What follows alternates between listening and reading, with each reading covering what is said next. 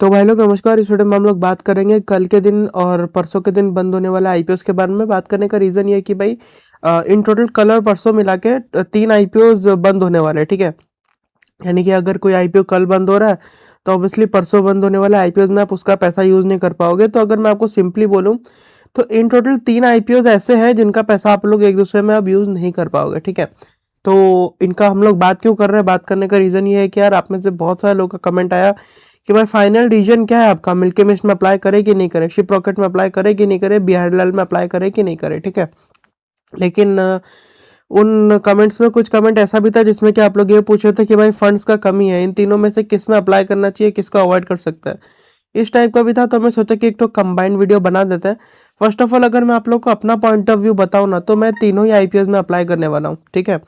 And क्या reason है कि यार मैं तीनों में अप्लाई कर रहा हूँ, रीज़न ये है कि वैल्यूएशन और जीएमपी और सब कुछ देखते हुए बिजनेस मॉडल वगैरह ऐसा लगता है कि इन तीनों में ही रिस्क रिवॉर्ड अच्छा है।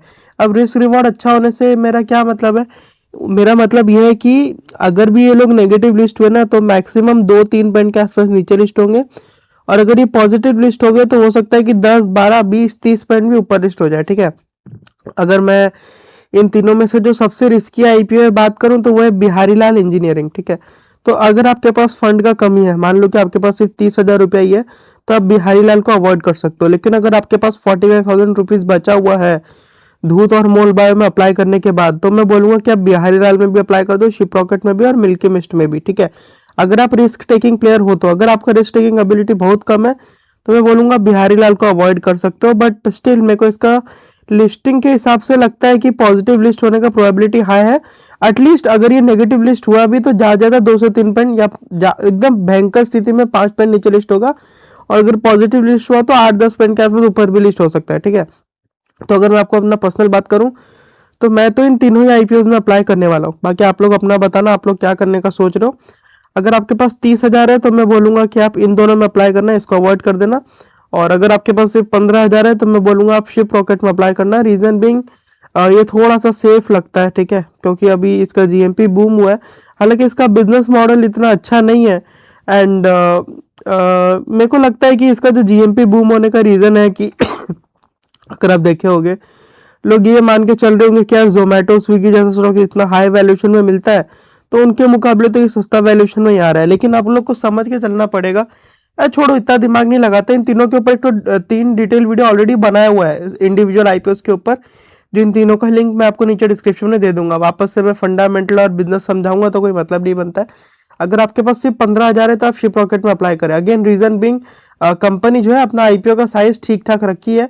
अराउंड अगर आप देखोगे तो 1600 करोड़ के आसपास का आईपीओ है।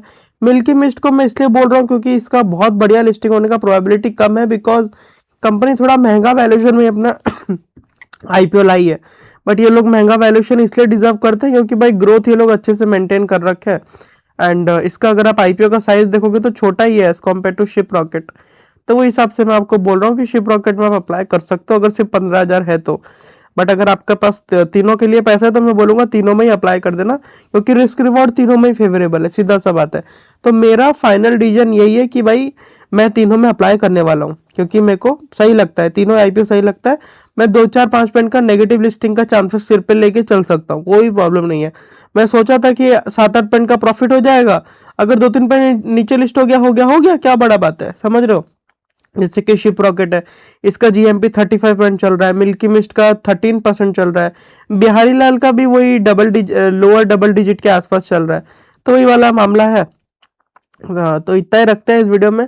आई होप आप लोग को वीडियो पसंद आया होगा। फिर मुलाकात होगी अगले वीडियो में, तब तक के लिए नमस्कार।